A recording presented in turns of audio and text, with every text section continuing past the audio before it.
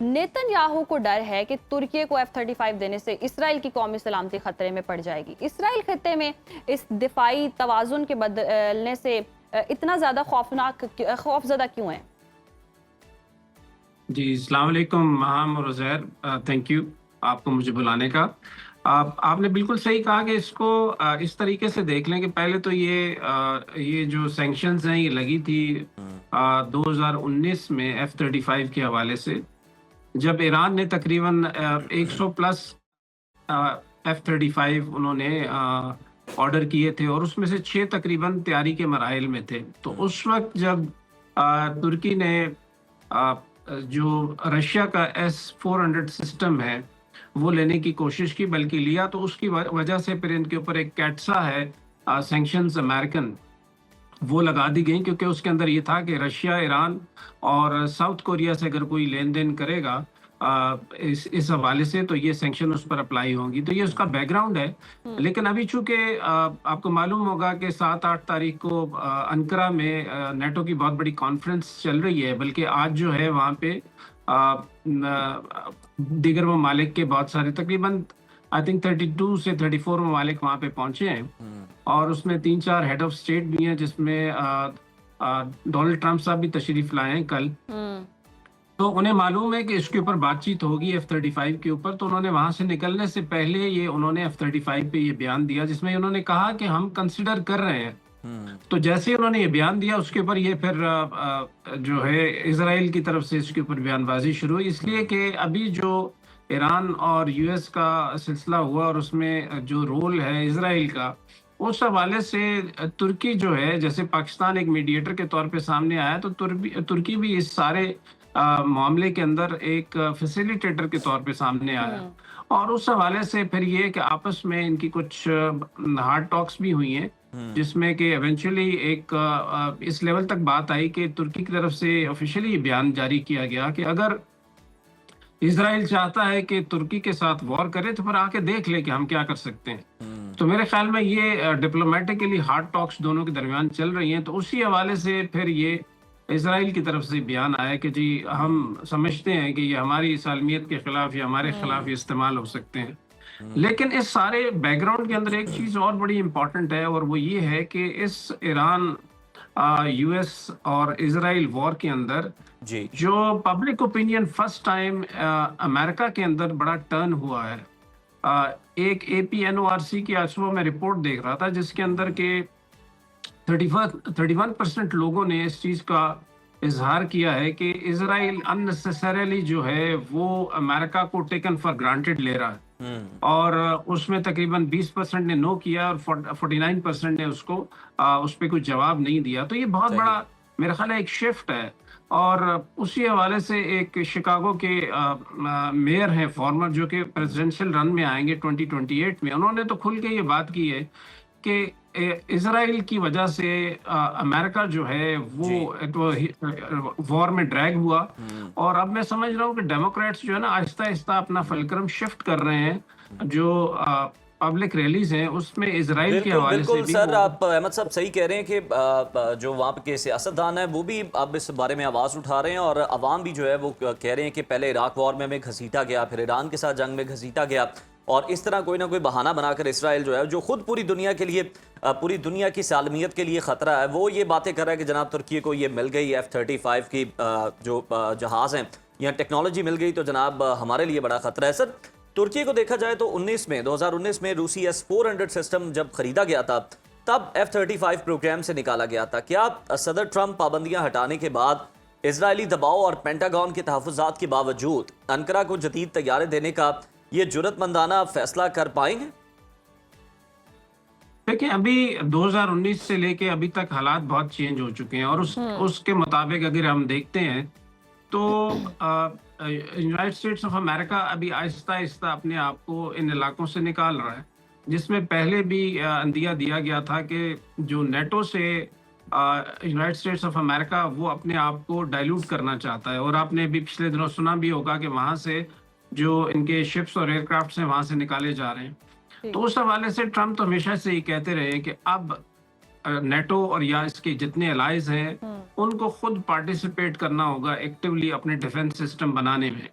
उसकी दो वजूहत है। एक वजूहत तो ये है कि अमेरिका हर जगह अब अपने आप को इस तरीके से सामने नहीं लाना चाहता, और दूसरा ये है कि अब अमेरिका चाहता है कि उसके हार्डवेयर को खरीदा जाए, ठीक है। और उसी हवाले से वो ये कहते हैं कि बाय 2035 जो नेटो का बजट है वो 5% ऑफ द टोटल जीडीपी लाना चाहिए।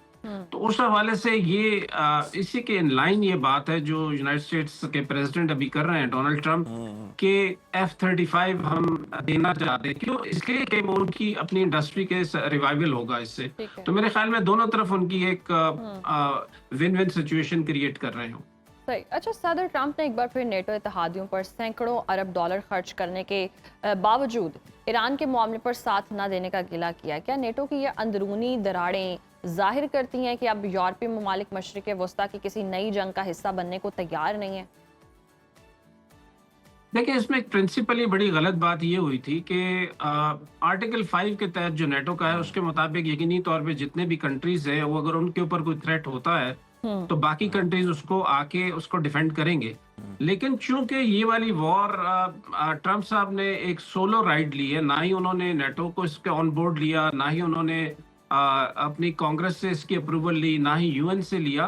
तो उस वजह से तमाम जो हेड्स ऑफ स्टेट्स हैं वो इस चीज के बारे में बड़े स्केप्टिकल थे कि नेटो को एक म्यूचुअल कंसेंसस से चलाना है, ना कि एक बंदे एक कंट्री या एक फर्द वाहिद के कहने पे चलाना है। तो उस वजह से ये तमाम ममालिक पीछे अपनी बैक सीट पे रहे। सही।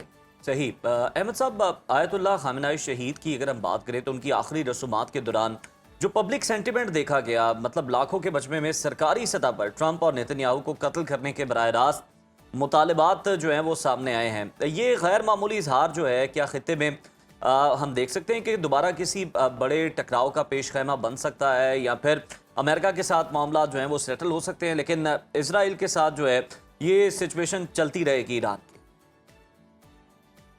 देखिए, उसको दो तरीकों से देखा जा सकता है। एक तो यह है कि इसका एक लीगल पहलू है जो कि ह्यूमैनिटेरियन या ह्यूमन लॉज के तहत जो बहुत ज़्यादा एट्रोसिटीज़ की गई हैं उनको कैसे डील करना है, और दूसरा जो है कि अभी इस वक्त 14 पॉइंट्स के ऊपर जो बातचीत चल रही है। तो मेरे ख्याल में दोनों डिफरेंट स्ट्रीम्स हैं। अगर आप देखें सेकेंड वर्ल्ड वॉर के बाद ये जो न्यूरमबर्ग ट्रायल्स हुए थे जर्मनी में, तो उसमें जो नाज़ी तकरीबन मेरा ख्याल है 22 के करीब जो उनके टॉप हेड्स थे उनके खिलाफ वहां पे मुकदमा चलाया गया था, जिसमें से 12 को डेथ से सेंटेंस दी गई थी। उसमें से शायद 8 के करीब जो है वो उनको लाइफ सेंटेंस हुआ और बाकी को इक्विटल हो गया था।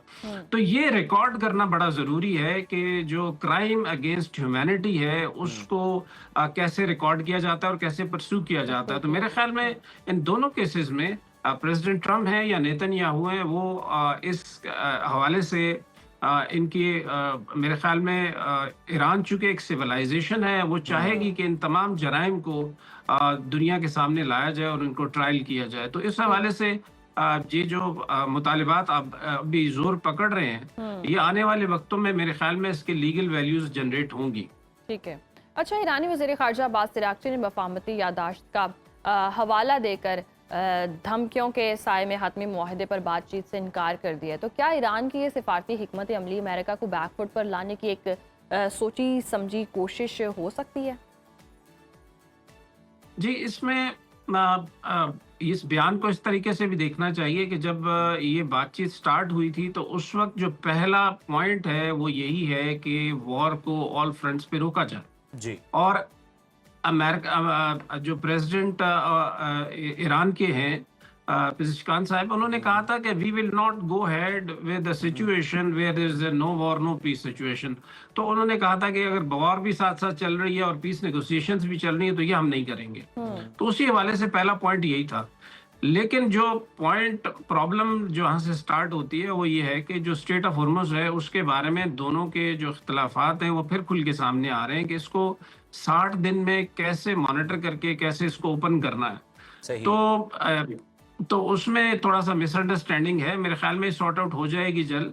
अभी चूंकि इनकी वहाँ पे अमेरिका में 250 साल उनकी चल रही हैं जी। नेशनल फेस्टिविटीज हैं और यहाँ पे अली खामनाई साहब की जो तदफीन है उसके हवाले से कल फाइनल होगा सिलसिला। तो मेरे ख्याल है उसके बाद फिर ये सुनने में ये आ रहा है कि शायद पाकिस्तान में, इस्लामाबाद में अगला दौर यहाँ पे होगा, तो सही। उसमें हम समझते हैं कि ये सारी चीजें बेहतर तरीके से डील की जाएंगी। बिल्कुल सही।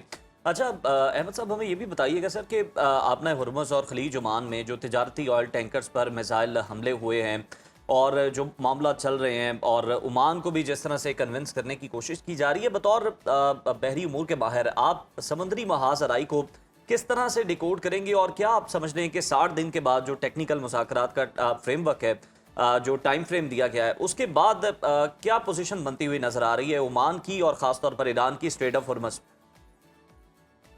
जी, इसमें जो स्टेट ऑफ हुर्मुज़ से रिलेटेड बातचीत जो 14 पॉइंट्स हैं उसमें ये दी गई थी कि इसमें 2 पॉइंट्स बड़े इंपॉर्टेंट हैं। एक तो ये है कि यहाँ पे एक हॉटलाइन डेवलप की जाएगी, और दूसरा ये है कि इसमें ईरान जो है वो फैसिलिटेट करेगा जो स्टेट ऑफ हुर्मुज़ के अंदर फ्री ट्रेड है वो, और वो जो 60 दिन है, तो 60 दिन के बाद तो फिर जो भी नेगोशिएट होकर चीज सामने आएगी उसके मुताबिक अमल किया जाएगा। ठीक है। लेकिन समहाउ इसके अंदर जो यूनाइटेड स्टेट्स ऑफ अमेरिकन है या फिफ्थ फ्लीट है, वो ये कोशिश करता है कि साउथ ऑफ जो स्टेट ऑफ हुर्मुज़ का जो सदर्न पार्ट है, जो कि ओमान की टेरिटरी कहलाता है, वहां से शिप्स को वो लाने और ले जाने की कोशिश कर रहे हैं। तो वो एक मेरे ख्याल में एक मिस इंटरप्रेट करके खुद अपने तौर पे एक कोशिश करते हैं इसके अंदर। तो उस पे ईरान ने बड़ा कैटेगोरिकली कहा था कि कोई शिप स्टेट से जाएगा या आएगा वो ईरान की इजाजत के बगैर नहीं जा सकता। तो उस हवाले से जो भी शिप इस तरह की कोशिश करते हैं, पहले कतर का ऑयल टैंकर था, सॉरी ये एलएनजी टैंकर था, उसको उन्होंने अटैक किया, अगरचे उसमें कैजुअलिटी नहीं हुई, लेकिन ये है कि उसको अटैक किया। अभी 2 और के बारे में आया कि उसके बारे में भी कल उन्होंने कोशिश की, तो उसको भी अटैक किया गया। और उसके जवाब में जाहिर है फिर अमेरिका अपना एक अपर हैंड शो करता है, तो वो बंदरबाज पे कल उन्होंने अटैक किया, फैसिलिटीज पे। तो ये नोक झोंक मेरे ख्याल में थोड़ी सी चलेगी, और साथ साथ बातचीत तो मेरे ख्याल में आने वाले दिनों में कुछ बेहतरी की उम्मीद रखी जा सकती है। सही, आने वाले दिनों में कुछ बेहतरी की उम्मीद रखी जा सकती है। बहुत शुक्रिया अहमद सईद साहब आपके वक्त का।